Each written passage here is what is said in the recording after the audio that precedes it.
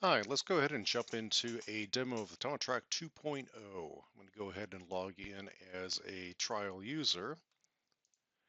And you can see that once you log in, we have a dashboard that shows information, total active offenders, offenders that are incompliant, violations that they may have, and any open alerts that have been that came into the system.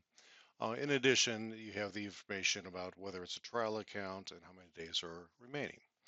Under the Offenders tab, you can see that we have a bunch of different offenders in here, and you could very easily add your offender by clicking on Add Offender. Fill out the information in this page. I'll go over this page at a later time with some more details about it. And then once they're part of the system, they'll be listed here. You can search by different statuses, whether they're compliant, violation, or inactive. And we also have the ability to support either current or archived offenders. When you delete an offender, they're not actually deleted, they're just archived in case their data needs to be pulled at a later time. We do have a 2-year data retention policy. If you wish to just search by name, you just go ahead and type in their name or any details, and that information will pop up. You can see that the details that we have here is the name, what group they're in, whether they're assigned to a tracker, their device ID assigned to them, the last time that they checked in, and other buttons on the side here. Of course, the delete button will archive them. This little pencil icon here is for the ability to edit the offender. So you go ahead and click on Edit Offender, and you can change the information in here for them. We'll get more details on that also later. If I just want to view the offender basic information, I have the little view button that brings up a quick box. Then we get into the more detail panel, which is this icon here, which will go ahead and show the particular details of this specific offender. Uh, we can open this section up and see the header information for that particular person.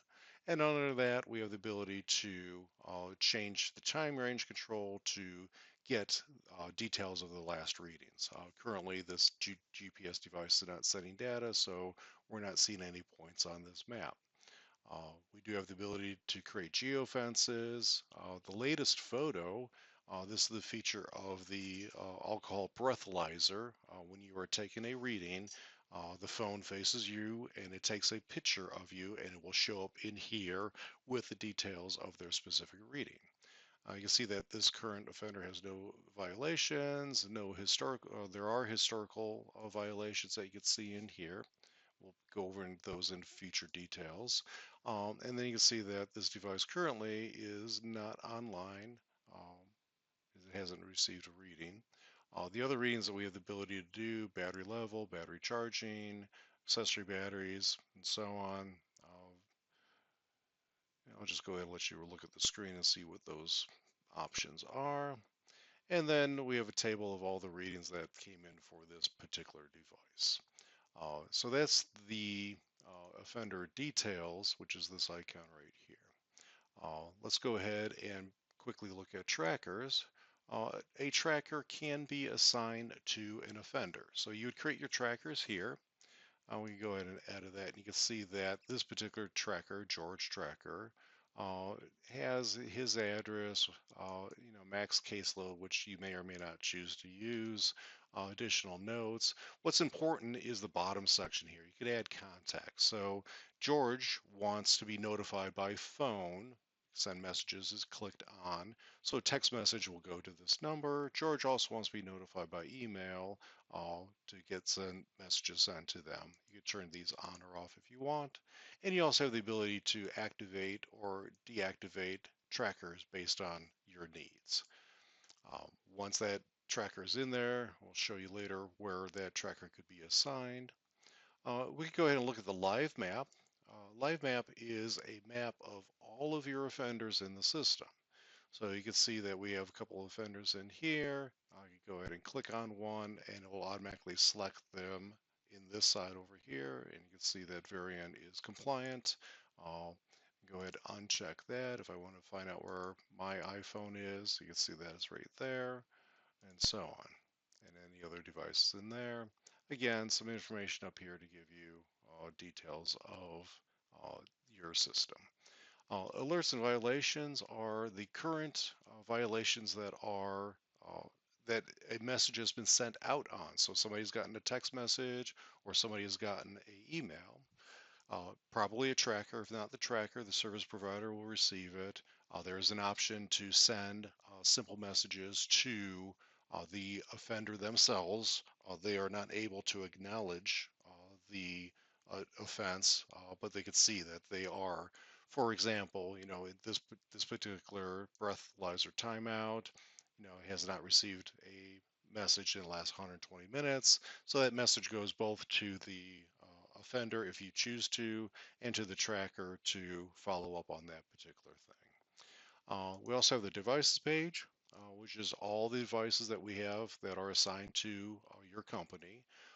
If you download the iPhone or Android application and run it, you will see a device ID pop up on the top left-hand corner of the screen. You can use that ID and automatically add your own phone for testing purpose simply by clicking on the Add Device button. Type that number in right here, and then you select what device type it is. And in your case, if it's a smartphone GPS only, then you select the GPS tracker. If you have the breathalyzer with your smartphone, you would then select the breathalyzer, and then that device now becomes available to you to assign to an offender. The billing page is just your basic information. We do charge $95 a month for a access fee for the system, and then $4 per day for a device that is assigned to somebody. So if it's not assigned to a person and it's not sending data in the system, you're not getting charged for it. You could assign it and unassign it as often as the courts tell you to do so. Under the settings page, now we get into some more information here. You can see the device types that are read-only, so these are built into the system. These are the device types that we support. A GPS ankle tracker, we have a GPS vehicle tracker, um, a house arrest monitor, a smartphone GPS breathalyzer tracker, and just a smartphone GPS tracker. You do have the ability to create your own groups. So you can have a GPS, whatever groups you want to have. In this example, I have a GPS only group and I have a house arrest group. And then finally on this page, you get to see the profile information, which is the information for the service provider. So you could go ahead and put that information in here. You have the ability to change your login in case your login changes at your company, change your password, all the basic stuff. And then finally, once you're done going through the system, we'd also have, sign out. So that gives you a quick overview of what Tamatrac 2.0 has in it. I will create future videos in the future and give you more details on how to actually function and do stuff in the application.